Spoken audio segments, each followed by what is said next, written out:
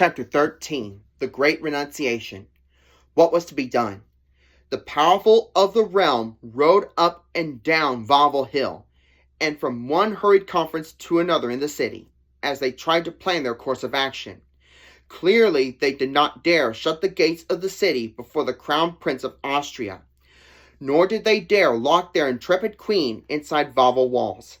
With every hour, they could feel the mood of the people clarifying, intensifying.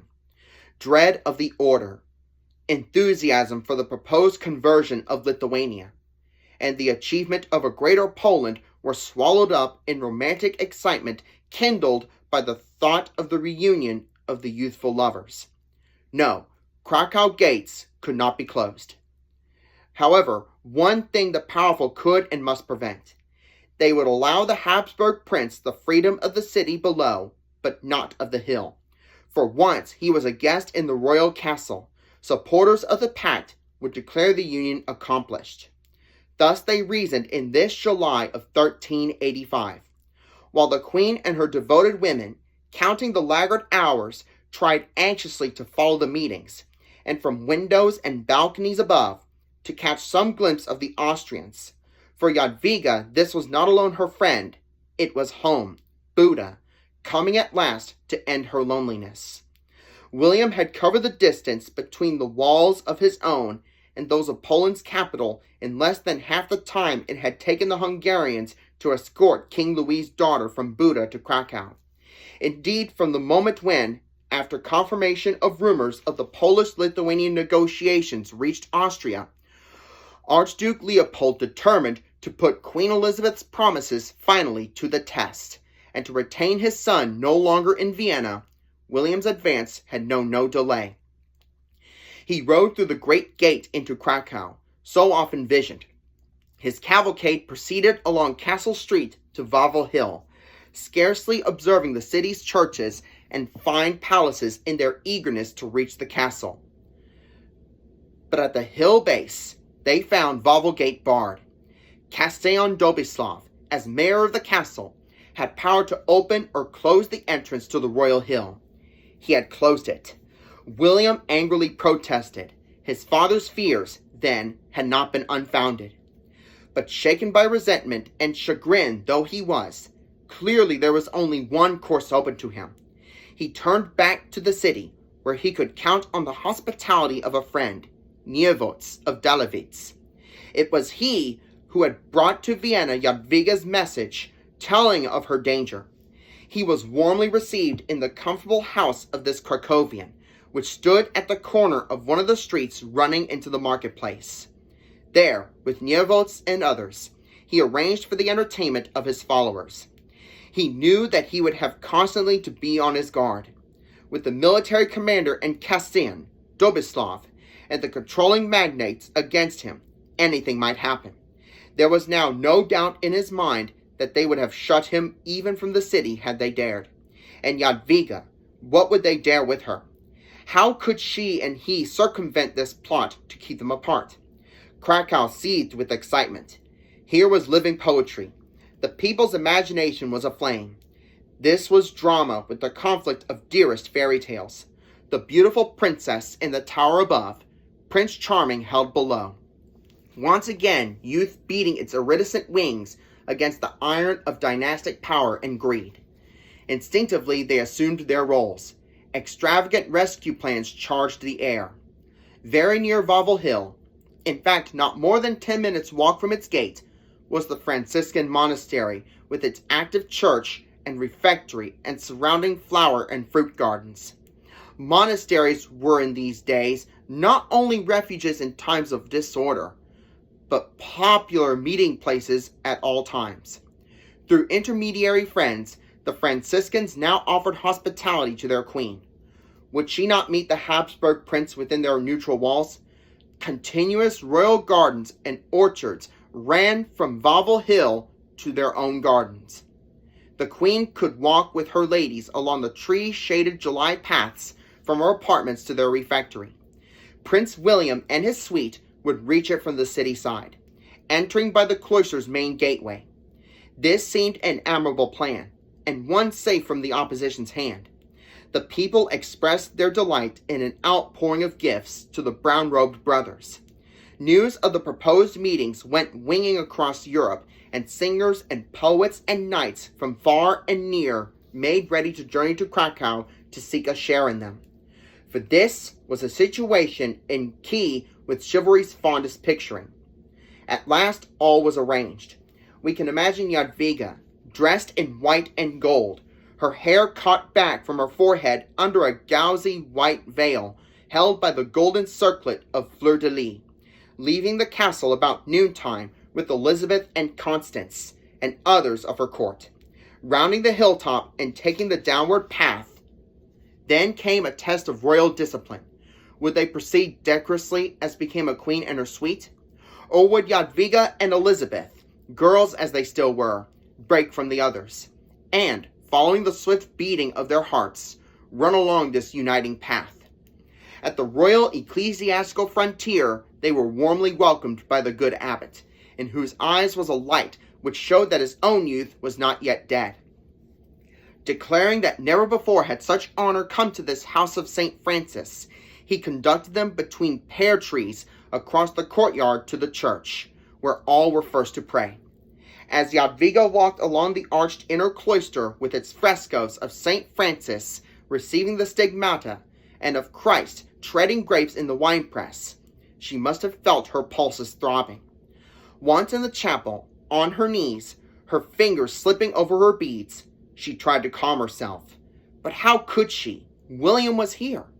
Longing for home, for all that girlhood meant, these had their part in the emotion with which her thoughts rushed forward to meet him. After prayers, she and her ladies were escorted again along the frescoed cloister and out into the flower-filled enclosure.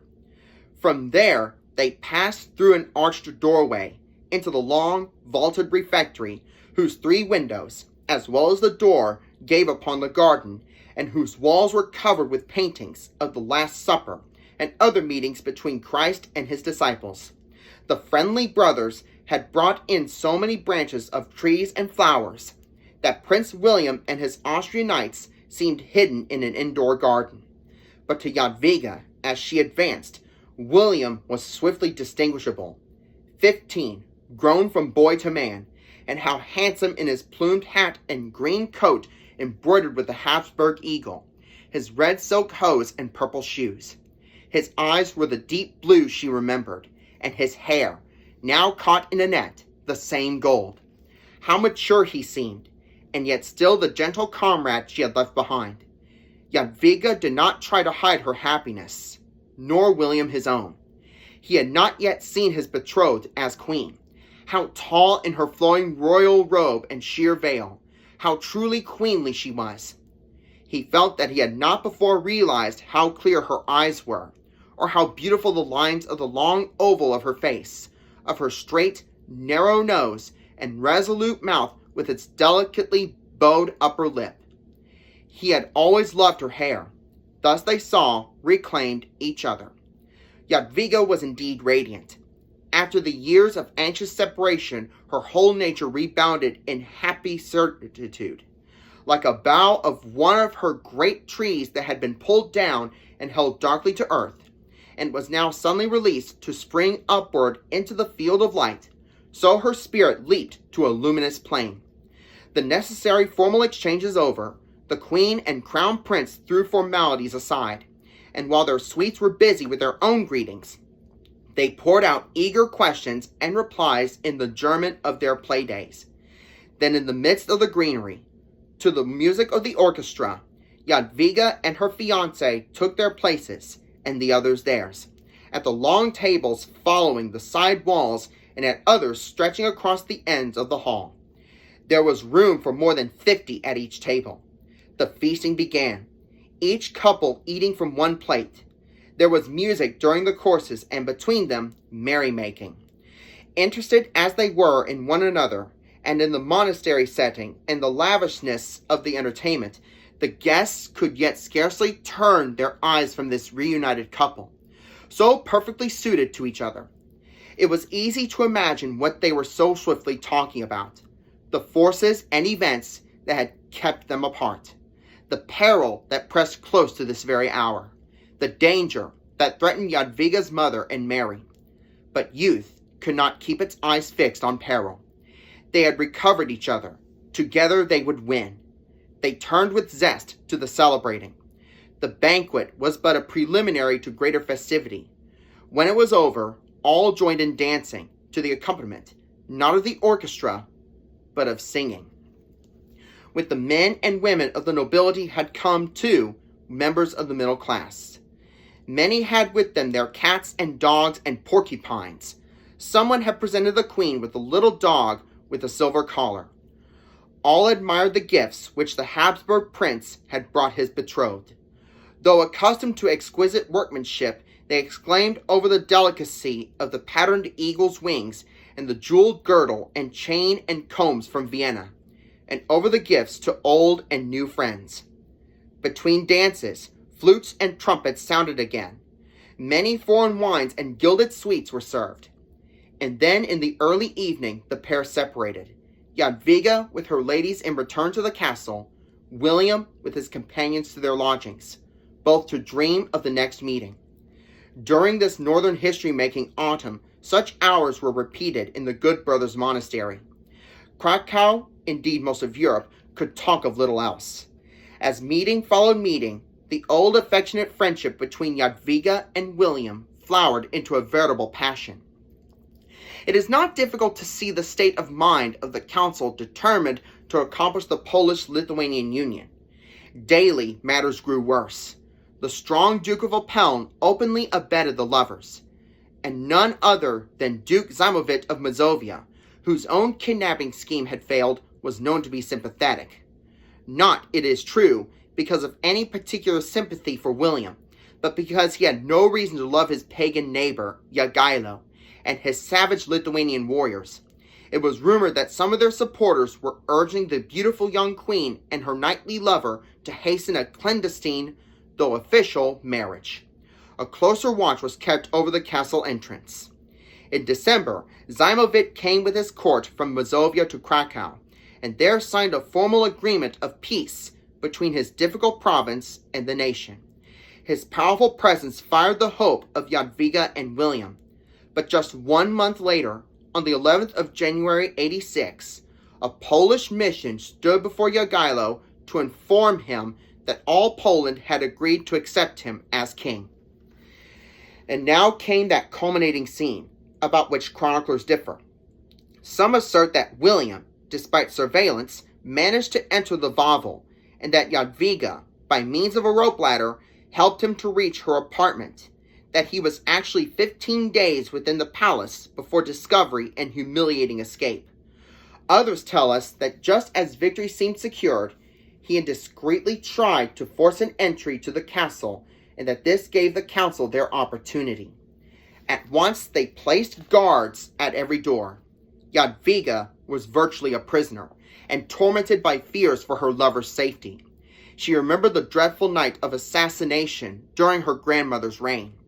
A tide too strong for control was carrying her to a great decision. With the news that Jogailo had started with a strong following from Vilnius for Krakow, both she and her party realized that unless she acted quickly, all was lost. Her crown, ambitions of church and state, what counted now? She would escape from Wawel Hill, marry her lover in the city, and flee with him to Austria. Once outside the palace, there would be friends to help. Tradition guards this account of her action. She decided to rely on a narrow stairway that led to a door usually unguarded. She hastily made her preparations, and at a certain hour she slipped breathlessly along it. But at the bottom, to her dismay, she found the door barred and guards posted. "Open," she commanded. "We are forbidden." "By whom?" "The seigneurs." "But I am your queen." Throwing back her long mantle, she demanded an axe, which they could not refuse. And while they stood stupefied, the young queen beat on the hinges of the door. Blow after blow, she was winning. Then suddenly her hand was stayed. Dmitri of Gore, aged treasurer of her father and uncle, fell on his knees before her as he implored her to respect the memory of these great ancestors. At first she heard nothing, A terrible struggle was going on within her. With what eloquence must this venerable servant have pleaded, eloquence which in the end caught her ear. With what power pictured the greater empire and its happy millions rising to call her blessed, as he turned her eyes from her own heart to the heart of Poland. With what zeal showed the favor of heaven descending on the queen who had brought a whole people into the Christian fold. Was not this conversion more important in heaven than any betrothal pact, however attested? Now he was tearing her heart from her body. Did heaven indeed ask this of her? Must she decide alone, without William, without her mother? It was not only her love that she was sacrificing, but once again, family, home, girlhood's hopes and certainties, for William was part of these. A wall was rising before her to shut her off forever from all she so passionately clung to. In the end, the tears of the old man and those of the ardent girl mingled, and he led her, trembling and broken-hearted, back along the narrow stairway to her chamber. She would write William at once, begging him to leave the city. She would never see him again. The next morning she went desolately along the passageway to the cathedral, where she remained all day before the pitying Christ of a great wooden crucifix. Marked today, here knelt Jadwiga, sealing there her renunciation. How utterly love had possessed her the future was to prove. The measure of that young passion was to be the measure of her gift to Poland. Hour after hour she knelt before the cross at whose base lay the red rose of her love. William had her message. He would now be thinking bitterly of her. He could not see her tears, nor hear her anguished prayers for his safety. Nor were her worst fears unfounded. William, indeed bitter and disillusioned, could not separate his beloved from the agents of perfidy and injustice by whom he felt himself betrayed. Rightly alarmed, he confided his treasure to Niewosz for safekeeping, and fled precipitately, disguised as a merchant. Through more than 5 centuries of troubled and tragic history, this scene on the Wawel has remained fixed in Polish memory, celebrated alike in song and legend. Indeed, for Poland, the figure of Jadwiga possesses much of the vivid significance that Joan of Arc has for France. Called to splendid and terrible sacrifice, these 2 maids, one a princess and the other a peasant, have become the symbols of the noblest in national hope and in national faith.